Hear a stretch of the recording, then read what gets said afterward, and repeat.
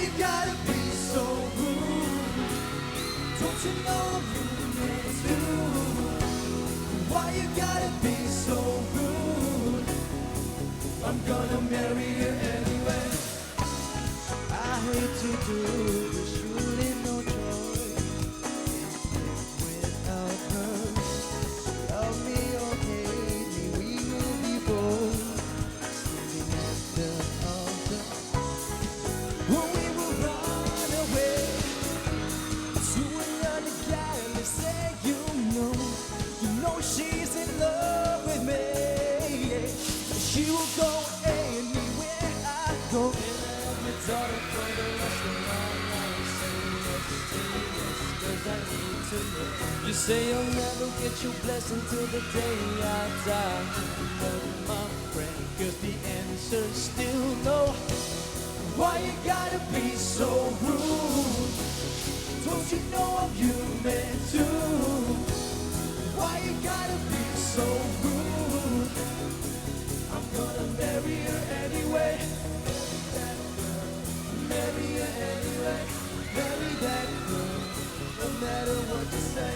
Marry that girl, we'll be a family. Why you gotta be so? Let's go!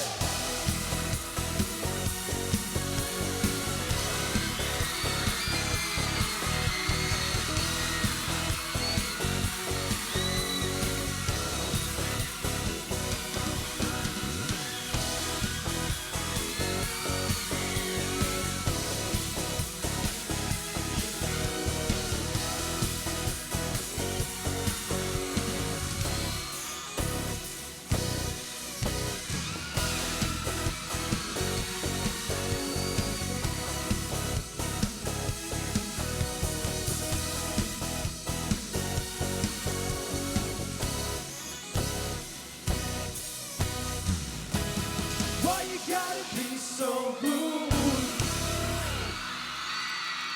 Wow! What an energetic performance from Grupong Rude! Now, did you enjoy their performance? Talungin natin ngayon, Dara. Naku, ano ba, isa pang grupong ito, ano ba yan? Meron dyan magaling kumanta, may ma-appeal, may cute. Sobrang ganda yung chemistry nyo as a group. Meron din naman, syempre medyo pagkakulang sa pagkanta, pero okay na yan kasi dinadaanan niya sa facial expression, performance, lahat performance level. So, sobrang nag-enjoy ako sa performance nyo. Thank you very much, Dara. Vice? A performer must know his strength and must know how to use it. And definitely, Joao knows it.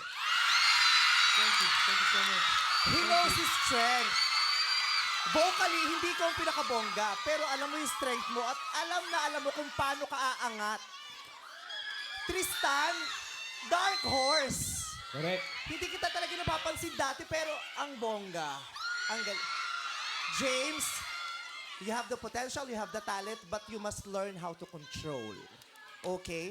At ngayon, pinakita nyo sa amin na hindi, ang boy band, hindi lang puro kanta, may sayaw din yan. Correct. Ang galing ninyong sumayaw na tatlo, hinahanap ko yan. Thank you very much, Vice. Kuya Aga.